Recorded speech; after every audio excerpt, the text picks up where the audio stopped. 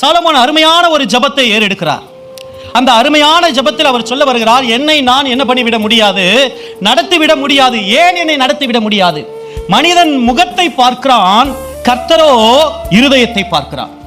இன்னும் வேதவசனம் தெளிவாய் சொல்லுகிறது. சாமுவேலை பார்த்து கர்த்தர் சொல்லும்போது சொல்லுகிறார், நான் மனுஷன் பார்க்கிற வண்ணமாய் பாரு.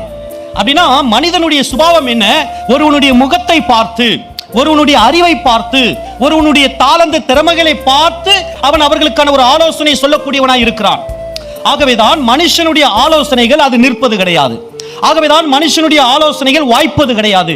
ஆகவேதான் சுய புத்தியிலே நாம் செயல்பட்டால் அது நடைபெறுவது கிடையாது. ஆக கர்த்தருடைய ஆலோசனையிலே நாம் நடக்க வேண்டும். அப்ப கர்த்தர் எப்படி ஆலோசனை கொடுக்கிறார் என்று சொன்னால், அவர் எப்படி ஆலோசனை கொடுக்கிறாராம்? வேதவசனம் தெளிவாய் சொல்லுகிறது, அவனவனுடைய இருதயத்தை அறிந்திருக்கிறபடியினால் அவனவனுடைய இருதயத்தின் படியே அவனவனுடைய எல்லா வழிகளுக்கும் கர்த்தர் என்ன பண்ணுகிறாராம்? ஆலோசனை தந்து அவர் நடத்துகிறவராய் இருக்கிறார். அல்லேலூயா, அல்லேலூயா. ஏன் கர்த்தர் நடத்த வேண்டும்? அவர் என் இருதயத்தை என்ன பண்ணியிருக்கிறார்?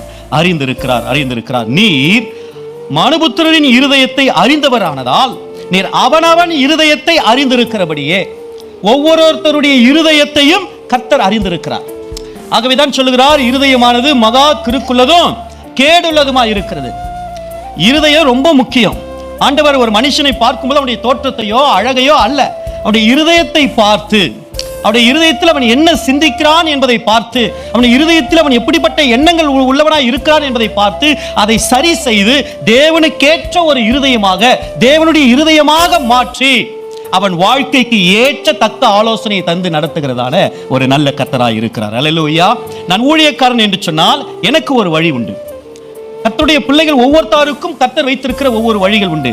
ஆண்டவர் ஒவ்வொருத்தருடைய வழிக்கு ஏற்றார் போல கர்த்தர் நடத்துகிறவர். ஆகவேதான் இந்த தேவன் என்னை நடத்த வேண்டும். அல்லேலூயா. அந்த முதல் வசனம் என்ன சொல்கிறது? கர்த்தர் நித்தமும் உன்னை நடத்துவார். நம்ம யார் நடத்த வேண்டும்? கர்த்தர் ஒருவரே நடத்த வேண்டும். அல்லேலூயா. உபாகமம் 32வது அதிகாரம் 12வது வசனம் இப்படியாய் சொல்லுகிறது, கர்த்தர் ஒருவரே அவனை நடத்தினார், அந்நிய தேவன் அவனோடு கூட இருந்ததில்லை. எவ்வளவு அருமையான வார்த்தை. இந்த ஒரு சாட்சியை தேவன் கர்த்தருடைய பிள்ளைகளிடத்தில் அவர் எதிர்பார்க்கிறார். கர்த்தர் அவனை நடத்தினபடியினாலே அந்நிய தேவனுடைய குறுக்கிடுதல் அவனுடைய வாழ்க்கையில இல்லாதிருந்தது. அதுதான் அந்த வசனத்தினுடைய உண்மையான விளக்கம். கர்த்தர் ஒருவரே அவனை நடத்தினார், அந்நிய தேவர்கள் அவனோடு கூட இருந்தது இல்லை என்பதற்கான விளக்கம் என்ன? கர்த்தர் என்னை நடத்தும் பொழுது அந்நிய தேவர்கள் என் வாழ்க்கையில குறுக்கிட முடியாது, அந்நிய காரியங்கள் என் வாழ்க்கைக்குள்ளே வராது. ஆக தேவன் ஒருவரே என்னை நடத்துவார் என்று சொன்னால் என் வாழ்க்கை அது மிகவும் என்னவா இருக்கும்? ஆசீர்வாதமா இருக்கும். அல்லேலூயா.